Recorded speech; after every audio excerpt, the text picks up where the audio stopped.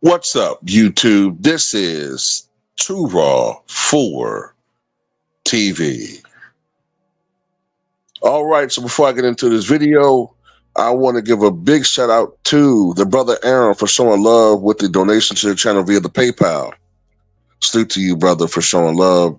And he had a very interesting question. Basically, in a nutshell, he asked me, uh, because he was in a basketball chat group when this question came up, who has the best handles in the history of the NBA?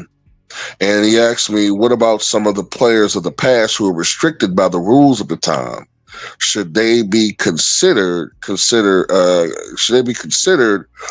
when you reconsider the fact that they were restricted as of what they could do, and they were stymied as far as their creativity? Um, that's a fair point, I think, but we got to go with what we have seen. In this situation, I do think it should be considered as far as, look, yeah, they weren't doing what some of these guys doing today, but they couldn't. And then you also have to look at the fact that the guys who came after them were able to look at the template that these guys had set and then add that and then come up with other things on their own. So the legends should always be respected because they were the pioneers. They are the ones who set the tone for what could be done in basketball, and to expand upon that. In my opinion, the greatest ball handler I've ever seen is Kyrie Irving. I've never seen a guy be able to do what he does. He does everything.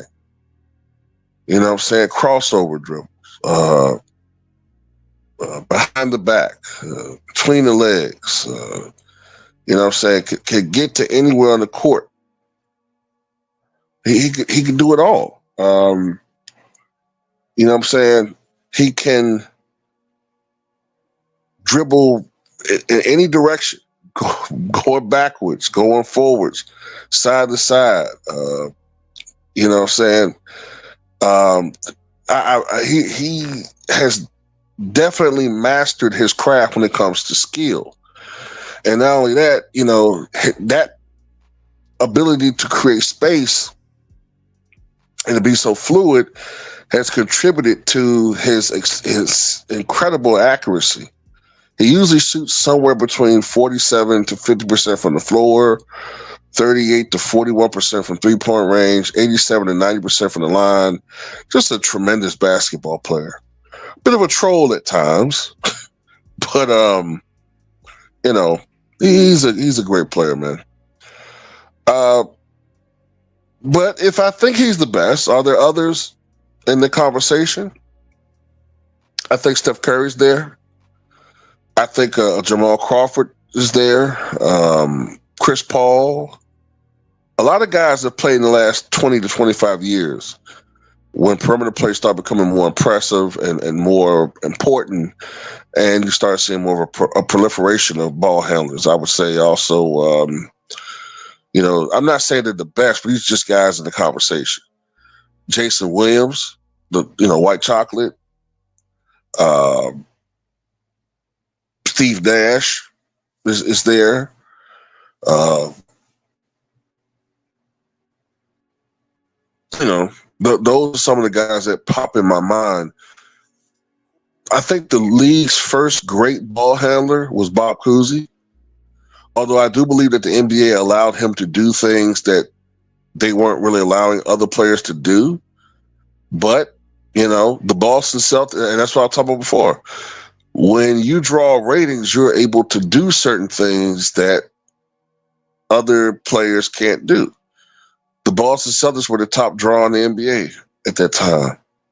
And when you're winning, like the Celtics were, Red Auerbach allowed Bob Cousy to do some of those things, as long as the show didn't get in the way of the game.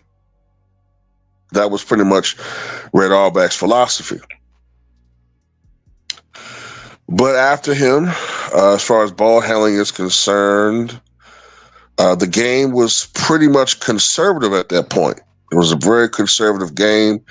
You didn't really start seeing the NBA open up its ball handling rules, open up and stop some of the restrictions until the advent of the ABA, which was a more flashier league, and ultimately, the ABA was more guard orientated, while the NBA, all the way into the '90s or the '80s, was more center orientated.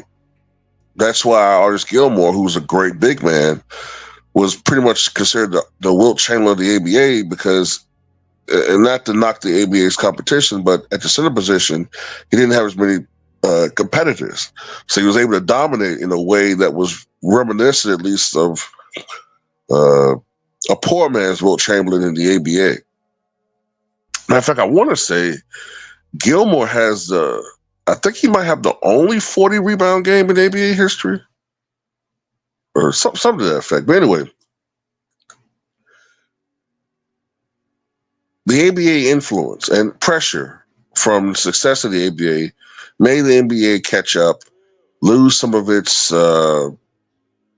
archaic views of when it comes to ball handling and dunking and all of that.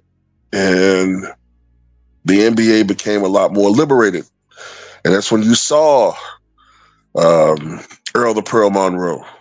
That's when you saw Pete Maravich. That's when you started seeing more and more guards being able to do some of the fancy things. And I do think that Pete Maravich was probably the premier ball handler of his era.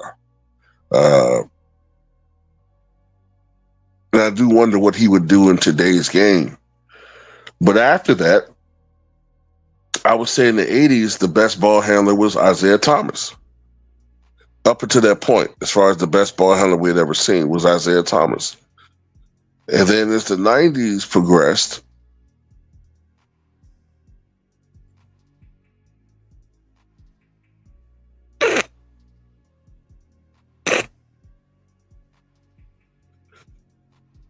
so I almost fell asleep there. I didn't get a lot of sleep last night. Oh man, I only got an hour of sleep last night. Anyway,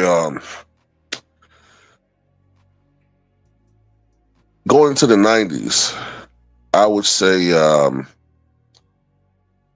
Iverson stands out as far as ball handling is concerned, and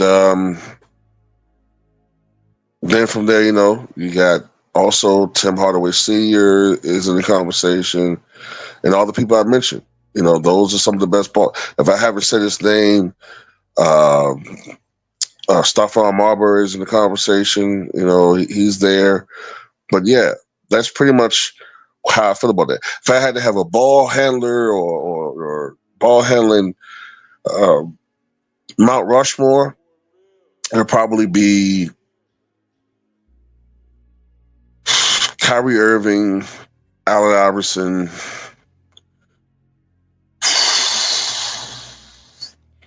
Tim Hardaway.